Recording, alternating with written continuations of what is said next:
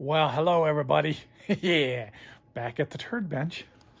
Anyways, what do we got going on? So, how about some muffler mod on a 200T right there? There she is. So, I'll be showing a little bit of a video on before, after. Going to do some mods on that one for the customer, and anyways, show you what not to do. Anyways, taking a torch, like one of those butane torches, map gas torches that you buy at Home Depot and those kind of things, Lowe's. But anyways, it works great on, say, a regular metal can. You can see some of the carbon that's in there. Well, I've taken torches and I've burnt the carbon off, where it just basically burns all the oil up, and it flakes right off, which is easily. Well, my dumbass ended up looking at this aluminum, thinking it wouldn't have done that, and I ended up destroying it. And so, yeah, had to inform the customer that I had get a new muffler for him. But as you can kind of see, I heated it up and it broke the tab and it started deforming metal. I was like, what a dumb shit. So whatever you do, do not be a dumbass and take a butane torch to basically kind of burn this stuff off. And this was really tarry-like, and after soaking it several times in the ultrasonic, it didn't quite work. Anyways, let me show you a little bit of what I was looking at, because this is beautiful that it comes apart in two pieces and you can do this. So it goes together like so, and really the passage for your exhaust comes out around, and then let's see, out and around, and what goes in here is a screen, a muffler screen, that if you were playing friendly and needed a spark arrestor, goes in here like so. Let's try to put this in here, and it goes in the groove. Anyways, let's see, it goes this way, it goes in the groove, around about in the groove, and it sits like that in there, and then oops, bad camera work, right? Sorry guys.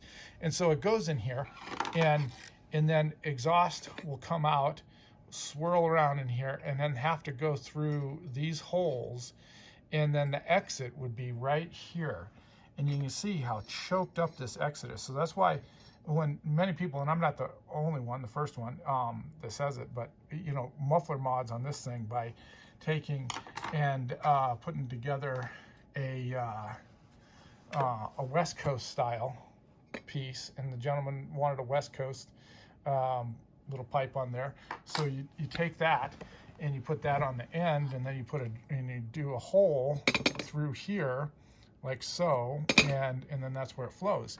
And so I'll show you what I did. So anyways, very restrictive, right? So that's why muffler mods on these things are fabulous. And this is a 200T. I had to say, this is stock, and I ran it before getting into it. It was actually pretty decent, except for, you know, the cleanliness of it was very strong in that aspect. And all the gentleman had was that screen out. So then it would had that little hole, and then this side over here. So anyways, putting that back together, because I'm going to show you what I do for the muffler mod. And now, the aftermarket muffler, yeah, I went with aftermarket, and he was fine with it. And so anyways, here it is. This is what it is like. Let me take this back off, because I didn't do any grinding whatsoever. So now let's see, you can see the tabs, right? Right in here, you can see right where that goes. So they're very choked out, and I'm sure somebody will say, well, the fins are in there for strength purposes. Yeah, possibly, but the muffler is pretty protected on this thing, where it's not going to get jacked up. So anyways, let's go this route. I went and ground these down a little bit, have better flow through here, and then I took and opened this up a little bit more versus the choked up angle right there. So that's going to have a little bit more flow coming out. And then of course the hole, which is going to be directly, and that's where most of it's going to be, is in that hole. And let's see on the other side, half of the case. Let's show you what this is. Put this one up here, and you can kind of see more work that I've done. There's a lip right there, and you can kind of see the work that I've done. And I'm sure, you know, maybe if I've done some searching, I would have seen a lot of people do this, but I didn't. Yeah, it seems like people don't really show that one. So this muffler mod, I took the little wings off. Let's go down there. Again, let's put this up here side by side. So wings, taking them off. Kind of see how it's gonna flow a lot better. Now, if I was never gonna put the screen in here, you could probably take this rail out. It'd even be better if you wanted to. But then let's see what the difference is when we put this together. And hopefully I don't have to get a light out. Yeah, maybe I should. Let's put my headlamp on so we can see the darkness of this. When we put this together, I'm going to show you what is going on for the muffler mod. So as we can kind of see in here, you see how it looks. The angles, it's kind of, you can kind of see it goes in there. And then it's got all those ridges that basically is going to hamper it. You got the wings of those stops there. Now let's look at this one.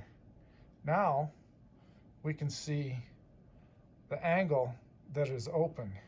Let's see if we can get side by side in there. And then you can kind of see how much more opening there is.